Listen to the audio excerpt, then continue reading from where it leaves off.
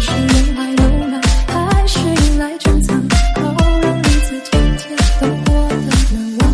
熬过了多久患难，湿了多少眼眶，才能知道伤感是爱的遗产。要让几张双人床，换过几次信仰，才让结局一无他无的交换。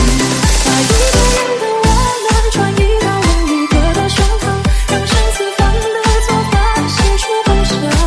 每个人都是这样，享受过提心吊胆，才拒绝再情难退的羔羊。回忆是抓不透的月光，握紧就变黑暗，让虚假的回忆消失寂寥，然后才世上流转，让所有业障被原谅。爱情不停止，像盼望不来天，直到这永远。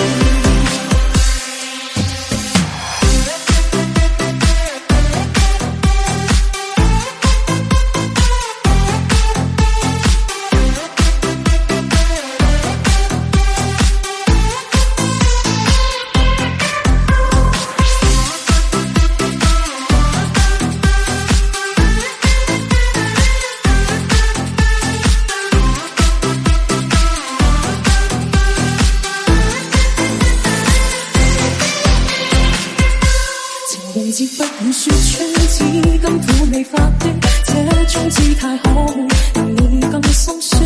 望在一切的場面，應該怎麼規勸？